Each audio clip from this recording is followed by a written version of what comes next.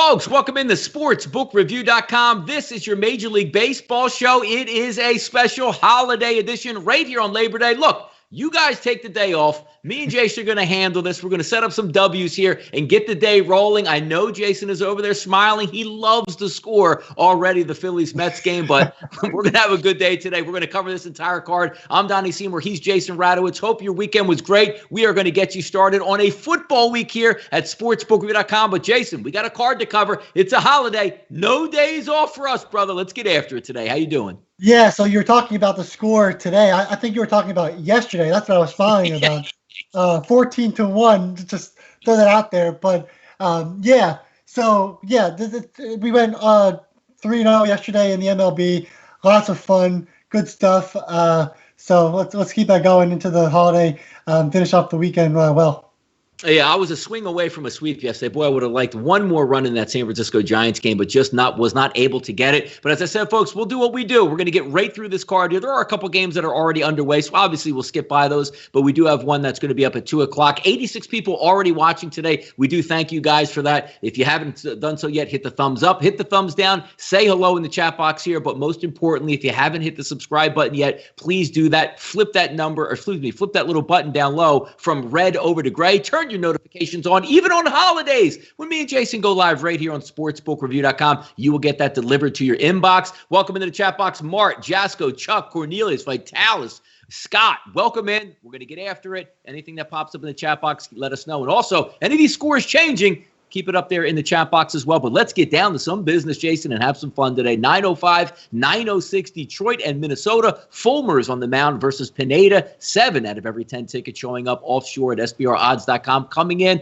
on those hometown Twins. -195 they open up at. But now we're seeing some of those numbers float right around -200, a total of 8.5, which is now 8.5 across the board. I got to tell you, Jason, looking at this game here, I don't have a great read on it, but it's an interesting lineup here for those Minnesota Twins. What are some thoughts on this game for you, buddy?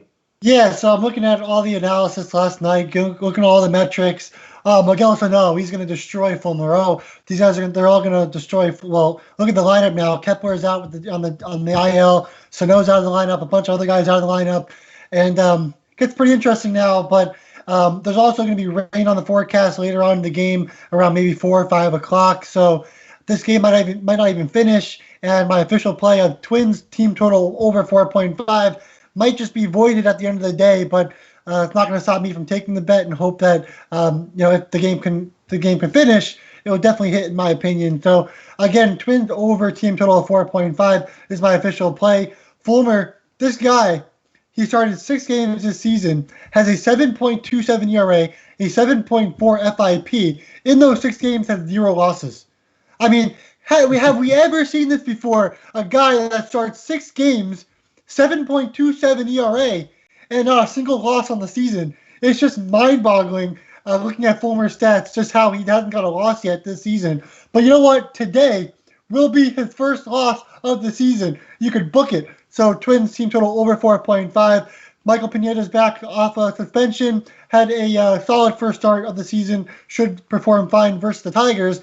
But like we just talked about, Fulmer, 0 losses with a 7.27 ERA. That means the Tigers are hitting the ball when Fulmer's on the mound. So again, be weary on taking the Twins on the full game. That's why I'm just going to go to the Twins side. Look at that over 4.5. Hope the Tigers can score 2. I wouldn't mind that. Just keep slugging away. Get that 5 runs for the Twins.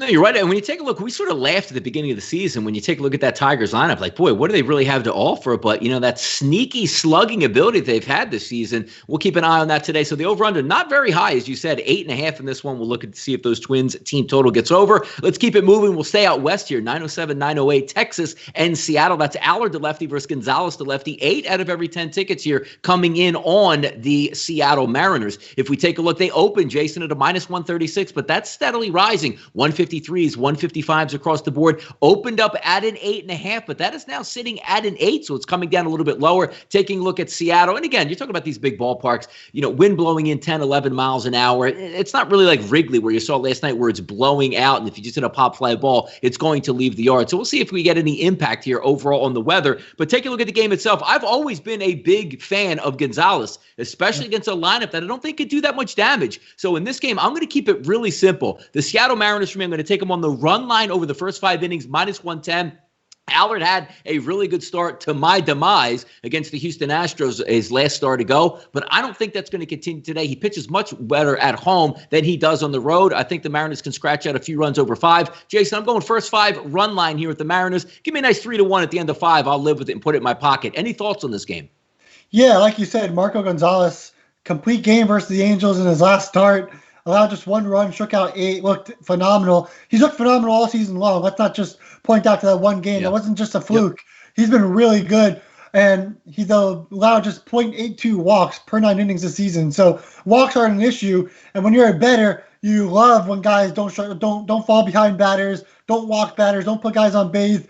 We can keep our nails when we're watching Marco Gonzalez pitch, which is always fun, in our hair, because I got some precious hair over here. But, yeah, the reality is, though, Allard, a 5.4 ERA, a 3.77 FIP. Yeah, he's got a very high SIERA, very high walk rate. So now you have 2 pitchers. Allard, a really high walk rate, will get you biting your nails, will get you pulling out your hair. Gonzalez, very low walk rate, a guy that pitched really well this season, won't make you bite your nails. So looking at that first 5, definitely Gonzalez has the better numbers, and he's the better pitcher in this game against Allard.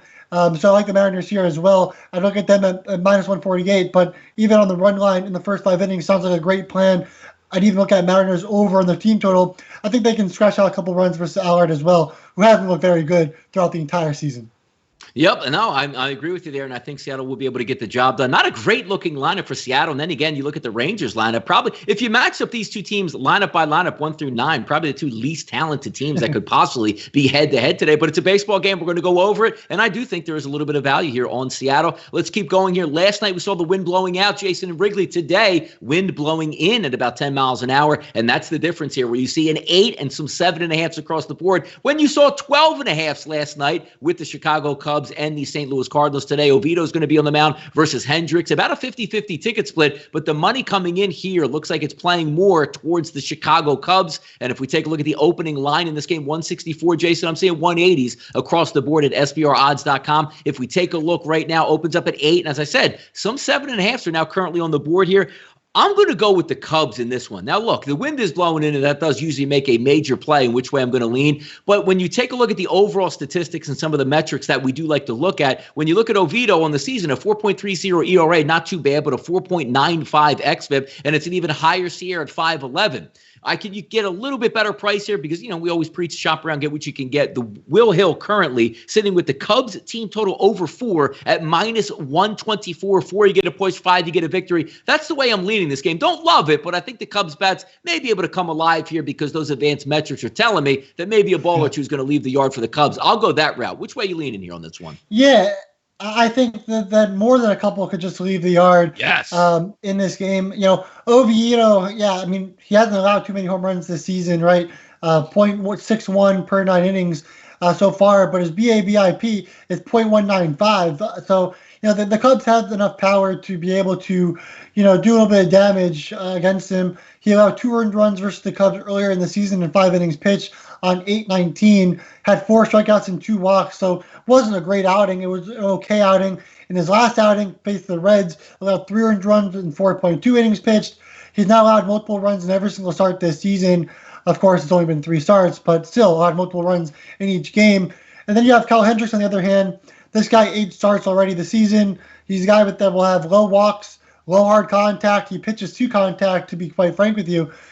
He's returned to form in his last start versus the Pirates, so had 1 earned run in 6 innings pitched.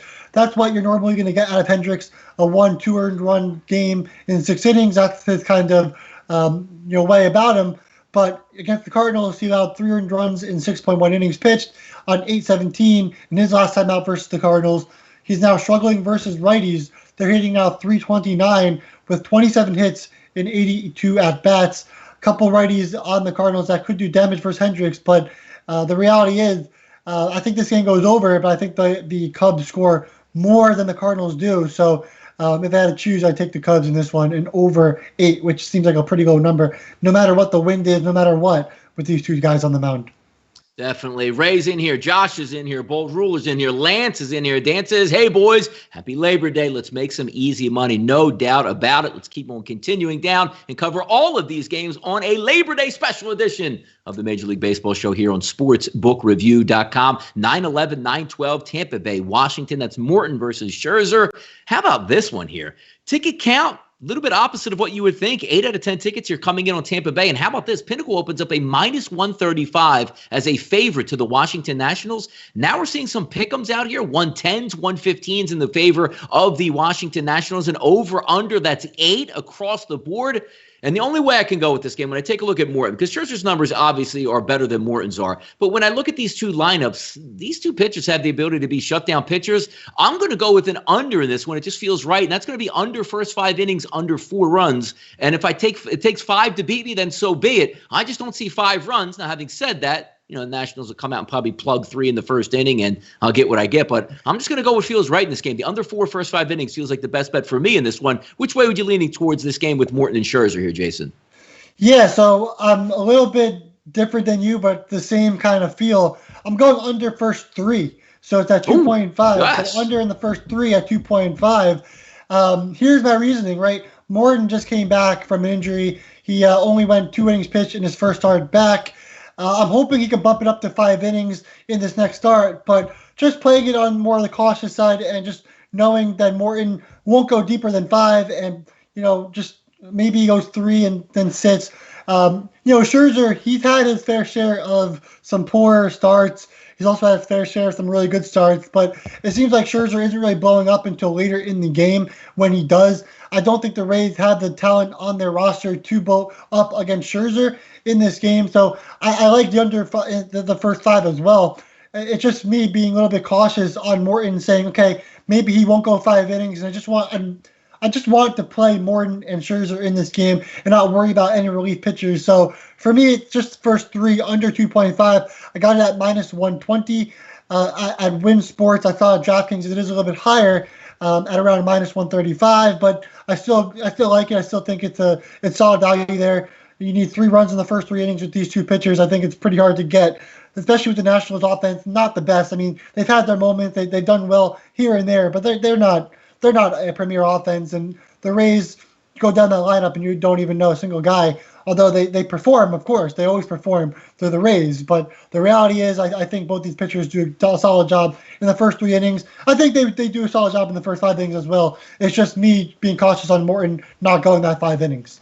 Yeah, I'm kind of looking at the way that Phillies game played out where they had Max Scherzer on the mound as well, like a three total runs over the first 5 innings. I think both of these guys will be pretty good today. Obviously, I actually would like it even better if it was down in Tampa Bay in that dome, but obviously outdoor conditions get a little bit of heat and humidity out there, but 2 decent pitching matchups here on the mound, and I think we're both on the same page in this one. Hey, guys, by the way, sportsbookreview.com doing big things here in September. I did see a tweet that came out that Flash is going to start up the EPL show on Wednesdays, Tuesdays, and Thursdays. We're going to do the NFL shows. Also, we have the college football shows, the NBA shows. And, of course, Jason and myself, Monday through Friday, 1:30 p.m. Eastern time right here. So all the fix you need for your sports gambling needs right here at sportsbookreview.com. Let's keep it moving here. 9-13, 9-14, Kansas City and Cleveland. Keller and Plesac on the mound. 7 out of every 10 tickets here, Jason, coming in on the Indians at SBRodds.com. We have an opening line just south of 200 at 198, but now we're seeing just about all the way across the board, 210s, 220s, an opening total of 8 that currently sits at 8 across the board.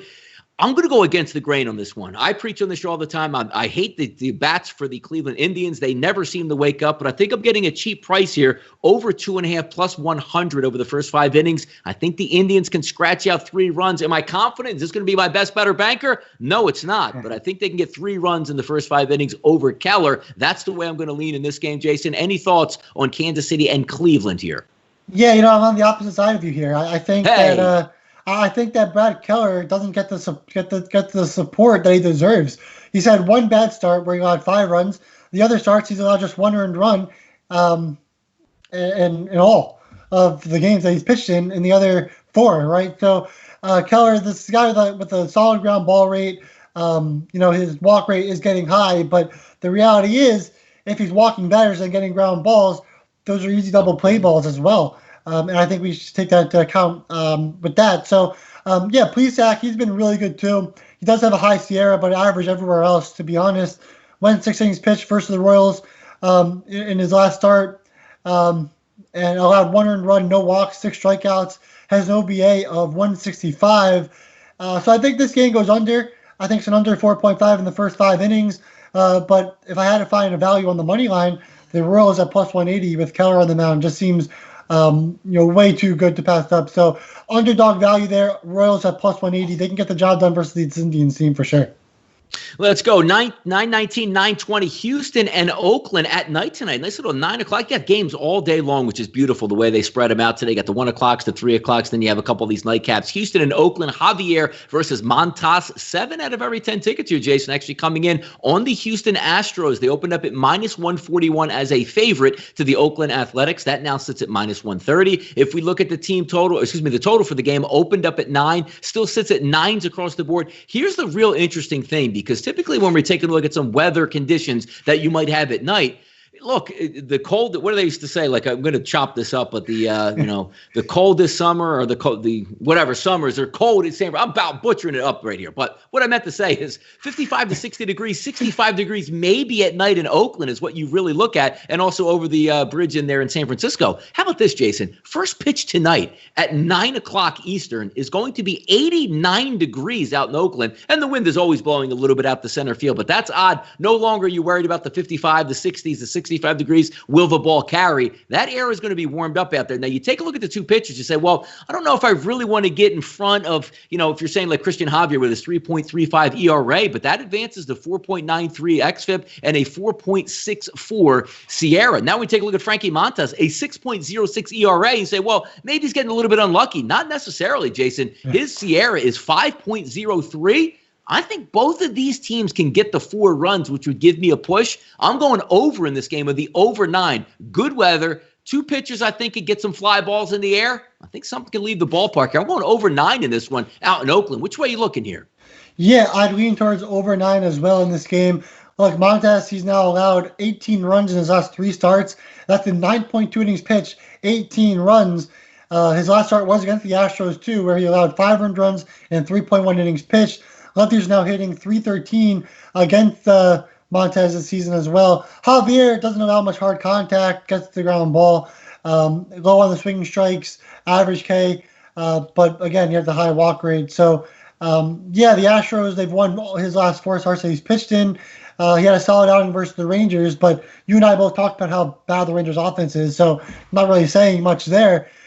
He also allowed 5 runs on 3 hits and 2 walks. 3 home runs to the Athletics in 3 innings pitched this season. So I like the over 9 in this one. If I had to lean on a team, I go the Athletics.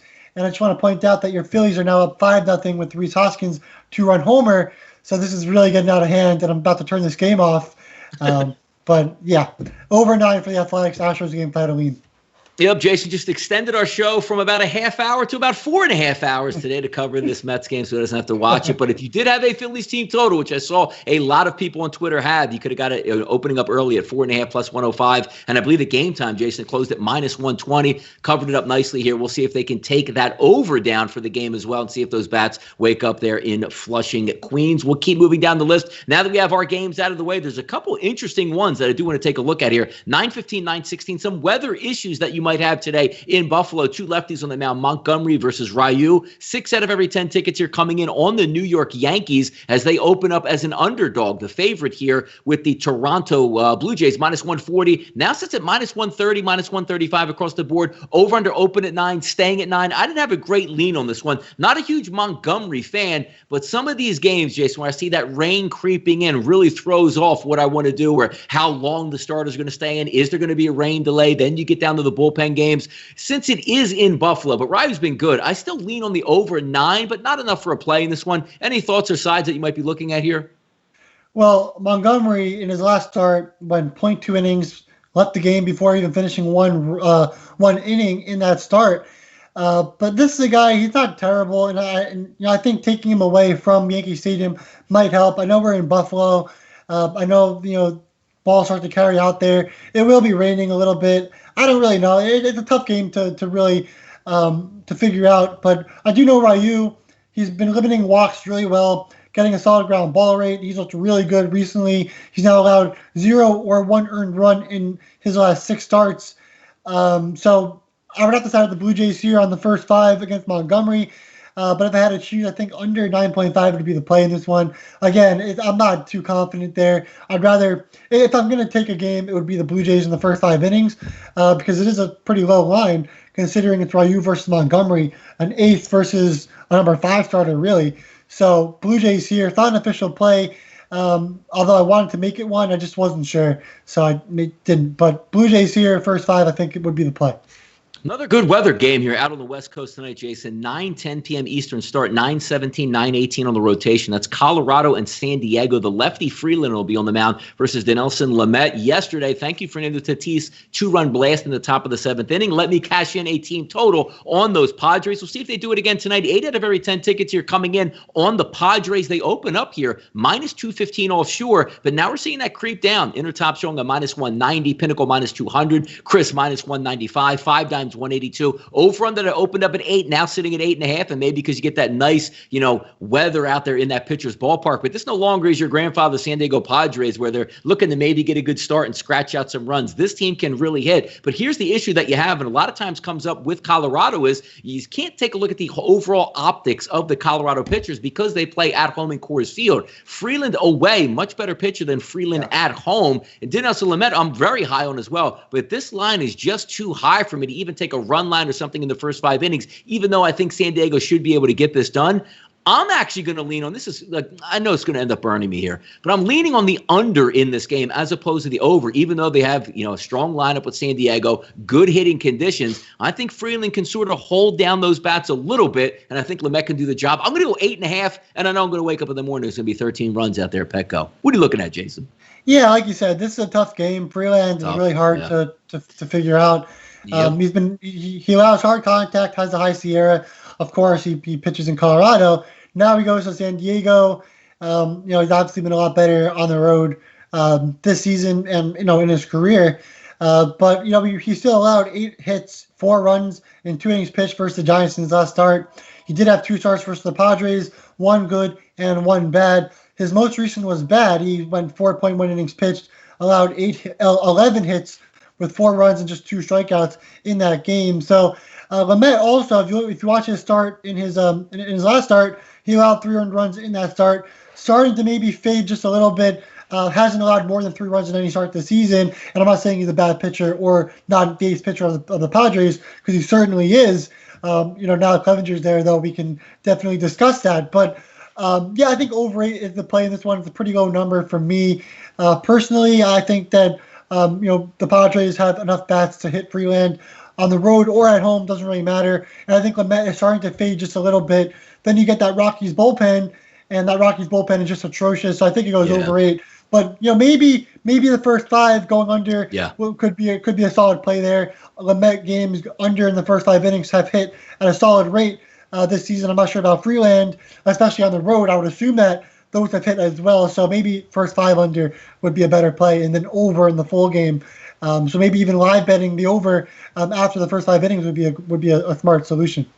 Yeah, I'm telling you, one of those teams that you just look at, and they're fun to bet, because being an over better, being a team total over guy, when you look at teams like San Diego, everybody at the plate, it seems like can go yard or drive the ball. When you look at their lineup, how it's extended, everybody's ISO power is elevated. They're a fun team to bet on. And also, when you're trying to take a look at unders, you might have in the bag, like, hey, they got 5.5 as a team total, there's only 3 runs in the 7th, and out of nowhere, here come the 2-run home run, the 3-run home run, Hosmer going off. You saw it that one night, Jason, with the Angels game late at night. Hey, look, it looks like it's going to stay way under, and they blow that total out of the water. Fun team to watch. Let's end it with a night game tonight in San Francisco, Arizona, and the Giants. Gallen versus Gausman on the mound. How about this? They open up as a minus 125 favorite, which is how good Gallen has been. That's completely flipped over now to the San Francisco Giants. Across the board, a favorite averaging about minus 120. The total opens up at 8, now sits at 7.5 in this game, which is incredibly low, but should tell you how good a pitcher Gallen has been, because the one thing you can factor on is him probably going 5 to 6 innings innings and giving up 1 or 2 runs, and that doesn't factor in very well when you're looking to bet an over. Gaussman has been pretty good for San Francisco. I really like that San Francisco Giants lineup, but now going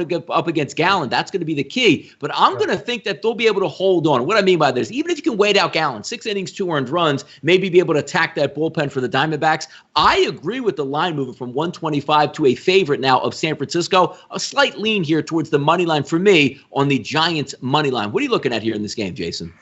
Yeah, another really tough game. Gausman has been interesting throughout the entire season. This is a guy, he allows hard contact, gets a low amount of grounders, high swing strikes, strikeout rate is high, but he's not going deep in games. Like, he only has gone through 6 innings pitched once this season. He's allowing multiple runs in 7 of 8 appearances, has allowed 2 earned runs or less in every start this season, but he's allowing multiple runs in every start. So, Gallen, he's the guy with the high strikeout rate. He's been good. Get the high, he's high on the walks at times, but not bad this year, which has been really good. He's also allowed 2 earned runs or less in every start of the season, and he had a 1-hitter through 7 versus the Dodgers in his last start. So he's already had 2 quality starts versus the Giants already this season. So if I had to choose, I think the best play would be to go under in the first 5 for this game with Gausman and Gallen.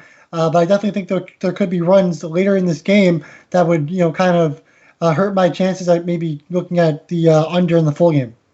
No, I guess that's probably the way it's going to go in this one. It's a tougher card for me when you take a look at it, because I was hoping that, because that Phillies game was early, I thought they would get over the team total. They did. But there's a lot of spots, Jason, where I look at the card and I say, you know what, this looks like a good one. And you get into the numbers and it just doesn't fit exactly what you like in this. But hey, we got to come on and break down these games and certainly give opinions. 236 people watching in the chat box on a holiday. 48 thumbs up. Thank you. 0 thumbs down. If you haven't done so yet, hit that subscribe button. Just last week, we were yelling at you guys, 66,900 people. Now we're up over 67,000 and actually up over 67,100 people for a big September. We're going to have a lot of fun on the channels here, but now is the time that we like to give out our best bets and banker bets. And look, last time I laid down with some fleas with Kansas City, I came up a winner, 11-1 on my last 12 plays here on the play of the day. We're going to get dirty again here, Jason. How about this one coming up? I'm going to go out to Seattle for my play of the day, and I'm going to go with a fade of Kobe Allard in this game. Now, look, when you look at the lineup for the Mariners, it doesn't inspire a lot of likes, but the fact that they're going to start 7 right-handed batters and 2 left-handed batters is exactly how you have to get after Allard. And even though I took a loss on him in the last game that I bet against him versus the Houston Astros, you can't just say, well, I lost that one, he looked good, I'm not going to bet it again. The numbers are the numbers. So when we take a look at Allard at home, he's very good, a 162 weighted on base average, but when he goes on the road, that elevates to a 360. But the numbers you want to look at when you're betting, because who cares what he does against lefties if he's only really facing 2 of them? A 622 xFIP versus right-handed batters, which he's going to get a good amount of in this game. I'm going to go team total Seattle Mariners over 4 at William Hill at -135. I already took that, but some people can't get that. I still think it goes over the 4.5, which is +102 at William Hill, which is most likely on the other outlets with 5 dimes and also offshore. The play will be graded at 4, but I think we definitely get 5 runs here. Seattle Mariners team total over 4 for me. Jason, take it away. Best bets and bankers here. Yeah, so we got the Twins over 4.5. That game is literally starting at 2 o'clock, so Eastern time. So it's right now starting the game. The game might have some rain there, but it is what it is. Well, if we can cash it, we'll cash it. If we can't, we can't. But Twins team total over 4.5 at -135. And then my other play will be the under 2.5 in the first 3 innings at -120 for the Nationals and Rays. So first 3 innings, of course, I like the first 5 at 4 as well. If your book only has the first 5, definitely agree with that as well. I just prefer the under 2.5 in the first 3 with Morton maybe not being able to go 5 innings. So those are my 2 plays for the day. The Twins game probably will be a void at the end of the day. Hopefully it goes through. Hopefully it cashes. But probably going to be rained out eventually, by 4 o'clock or 5 o'clock. So it is what it is. We're not going to change it up, get other plays because that play is not going to be able to cash or whatever. We're doing what the metrics say, and that's what the metrics say. Those are my 2 games, and we're going to roll with it. No, I like it. I like where you're going here. It's a holiday. I'm about to hit a barbecue. Going to watch some baseball scores throughout the day. Hopefully, we'll pick up some money. Keep in mind, folks, tomorrow, a huge card on a Tuesday, Major League Baseball. And Jason and I will be back breaking that down tomorrow at 1:30 p.m. Eastern Time right here on sportsbookreview.com. Good luck on your barbecues. Get some food out there. Thank you for the subscribe buttons. 58 thumbs up in the chat box. Thank you guys for coming in and supporting us right here at sportsbookreview.com. I'm Donnie Seymour. He's Jason Radowitz. We're sportsbookreview.com. And this was your Major League Baseball show. Take care, guys.